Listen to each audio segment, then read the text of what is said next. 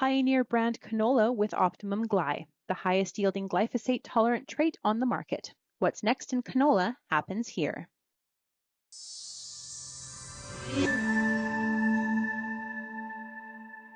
Hi everyone, I'm Amber Bell and this is Real Agriculture.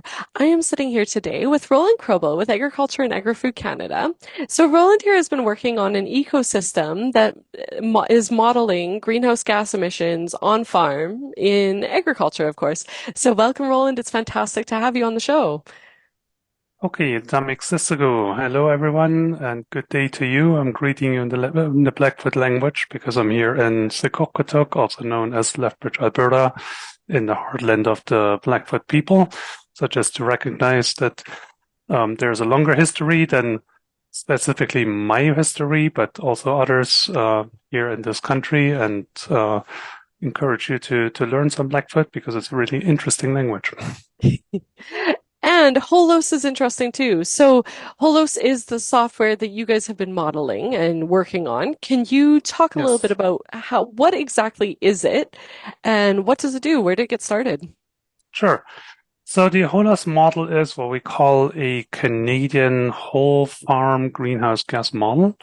And the idea is here that we take what is the national greenhouse gas inventory, so this annual report that Canada uses to internationally report emissions to the rest of the world and negotiate how much needs to be reduced.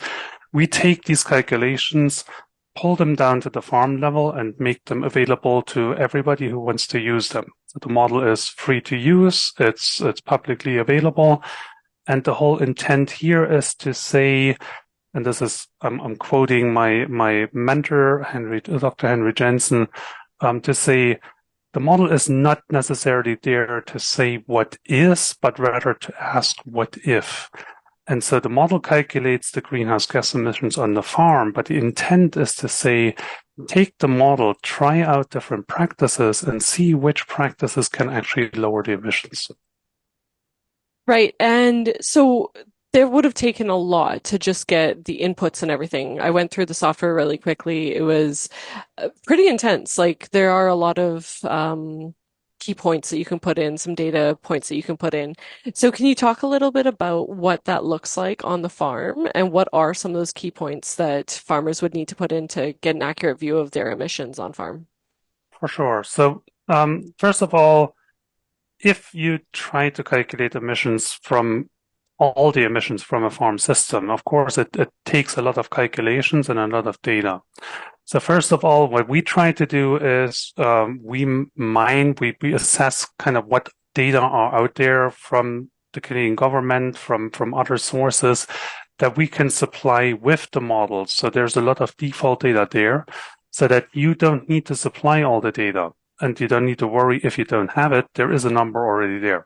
If you do have a number, your number is probably better than ours. So please override our number if you have a better number. That said, of course, the first thing that we need is basically the location of the farm, and that influences a lot of the emissions calculations. What we'll do, and this is the only time the model actually connects to the internet, and it will work without this. Once we know the location, we contact a NASA server down in the States to download daily climate data into the model for your specific locations. What the model transfers for this purpose is the longitude and latitude. That's all. Everything else, every other data input that you make stays on your computer. You can share it if you want to. We don't know what you do with the model. The second point, what happens with the location is that we go to our soils database and pull out the soil data that are available for this position, for this specific location. And you can pick and choose. If there's only one soil recorded in this database, of course, only one will show up. But sometimes the soils database gives you up to 3 or 4 choices. And so you would basically go to the soil that is closest to what you know you have and select that. If you want to later overwrite this basically on a per field basis, that is available. Once we then go through this kind of localization procedure, then you progress to what we call the component selection screen. So here you essentially build your farm. You can determine how many fields you want to have. You can determine what type of livestock operation you want to select. And most of this will come with already default data identified. So if you, for instance, select the beef cow calf system, there will already be a bull, replacement heifer, a cow, and a calf group pre-selected, and they come with pre-made management periods and housing and so on and so on. In your fields and your land management overview, of course, we don't know what crops you're growing.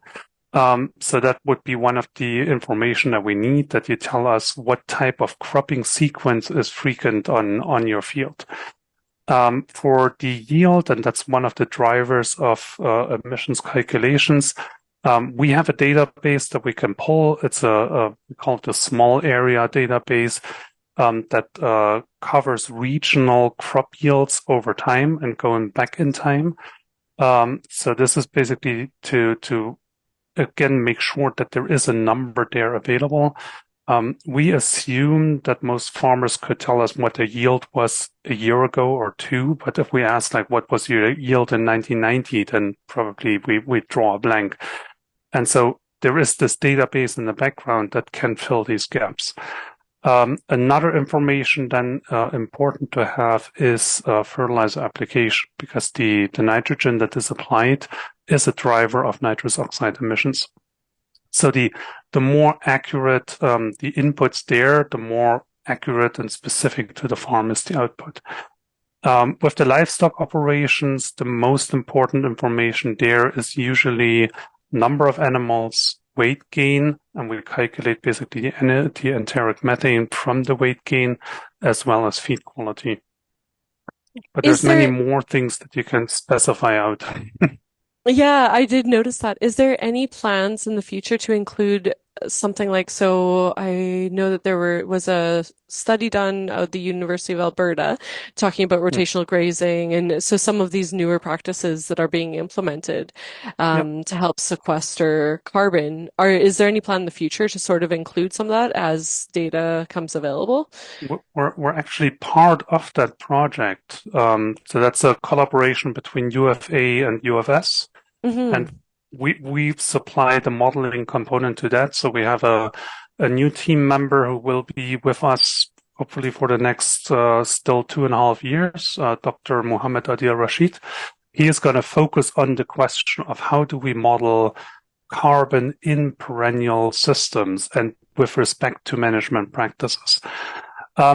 Here are some things that say in a way where we would like to add this in, but we're essentially looking to get the required scientific understanding and justification to develop a method that then down the road is available to be included in the National Greenhouse Gas Inventory.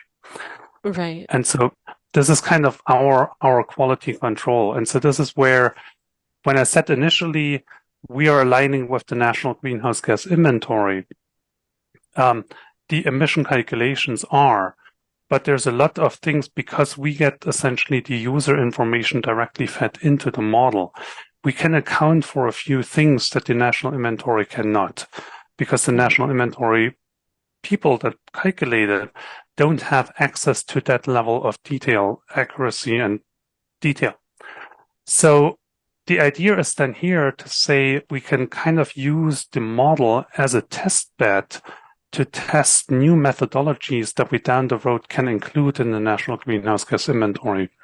And so these rotational grazing or these grazing methods, for instance, that is something that we're hoping we can get kind of a reliable estimate in of what the effect is of these practices, and then deliver them to the National Greenhouse Gas Inventory to include them in future assessments. That's incredible. And you were speaking earlier about how Holos came from the idea of holistic. Can you speak into that a little bit? Because I think that goes even with the policy changes, right? So So the Holos model, and this is not an idea that was born on my fertile grounds, as fertile as it might be. The history of Holos goes back into the late 1990s with Dr. Henry Jensen and the idea of a model farm. And so back in those days, researchers had the idea that the experimental farms that we operate on with the research station might not be representative enough to suggest farming practices. And so they had the idea that maybe we should start with actual commercial farms and do research there to demonstrate practices that might then be easier implementable by farmers in Canada. This was deemed to be too pricey and too expensive. So then the researchers got together and thought about, well, if we can't have a real farm, at least we can have a virtual farm. And so this where then the GHG calculator came from. That was initially an Excel spreadsheet, and it was based on IPCC Tier 1 methodology. And that helped then to trigger basically the development of the national greenhouse gas inventory with respect to the agriculture part to say, oh, actually, we can do better than this IPCC Tier 1, which is kind of these global calculation methods. And we can come up with Canada-specific emission factors and calculation methods, because Canada is so much different from the tropics, which the global emission factors include. And so there is a need, so to say, to make these calculations Canada specific to represent basically what we do here in Canada. This all then culminated in the early 2000s. Then a team started with creating this actual software that then we refer to it nowadays as Holos Classic. It came out in 2004. This was built by essentially Shannon Little, Julia Lindemann, Bobby Helgeson, who is now at the UFS, as well as Ken McLean. And in 2004, this model was rolled out to through the Soil Conservation Council of Canada in a series of workshops and presented to different farmer groups. And here the idea was, at this day and age, the idea was to make farmers aware of what are greenhouse gas emissions, what are the major sources, where are they coming from. And so the general feedback at that time was, this is actually an interesting model. It's valuable information, but it's not farm specific enough, and there's no economics. And so with what we now refer to as Holos research, which came out in 2013, tried to address this first point to say there's not only an annual time step, but you can now iterate your livestock management on a monthly time step. And we since took this to a daily time step. And then in 2015, we came out with version 3 that then included a rudimentary cost of production estimate.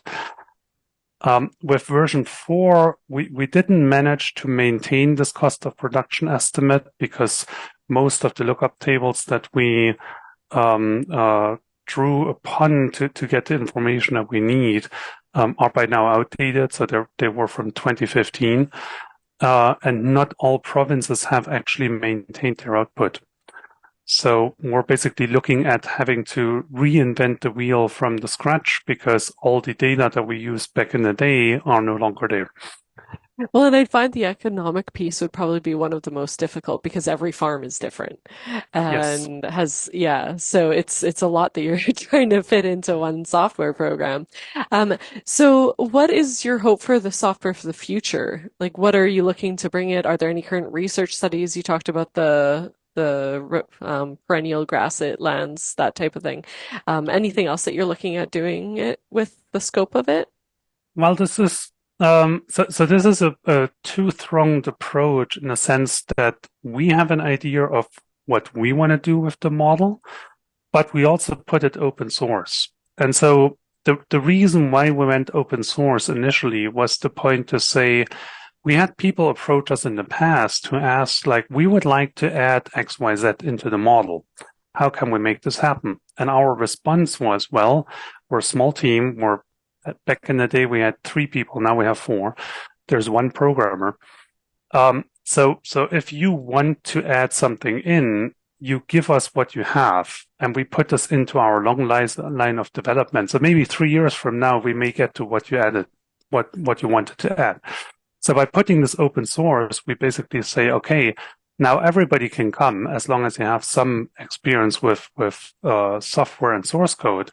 But you can now independently of us start adding things to the Holos model, which puts us a little bit in a bind, in the sense that this is in our interest, because it means new things can come in that we don't have capacity for. But it will also require our attention, our input, our time to help that to happen. And so our own development plans may be delayed because we're helping others. we Which is don't a know good that thing, yet. though. The Oh input yes, from no, others is for really sure. good. And do you find that there's a lot of support from, I guess, some of the more regulatory bodies when it comes to, because I know that there's a push from farmers talking about carbon credits on farm, you know. Yep. So do you find that there is a lot of moral support kind of going forward with this? Definitely. And it's a question, and I can share a presentation with you later on to give you the data for this. But the user accounting, say, is something that, of course, like, we're interested to some extent because we want to know whether we actually have success. But of course, also we're reporting upstairs to our supervisors, and they want to know, like, how successful are you? And so we don't have a way to actually identify who are our users because the model is freely available. We don't track downloads. There's no need to register. So there's a lot of people that can use the model without us ever knowing. And the point is then that the only people that ever contact us are the people that run into problems. So the better job we do in making the The model, less you're going to the talk to less people people. will contact us. Yes. But that said, the go in open source with the model certainly triggered a lot of interest. And so this started, one of our bigger partners right now is Farm Credit Canada. They have what they call the Ag Expert Suite, and they are working on having the model run in the background with the purpose of providing information about potential carbon credits. We're also working with a company in Quebec. They're called LogiAg.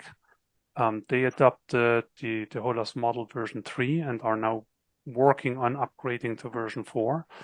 And for them, with the same purpose, like, they saw the carbon credit market as an opportunity, and they wanted to step in. There's others like GHG Registry or Cancer that have expressed an interest in the Holos model.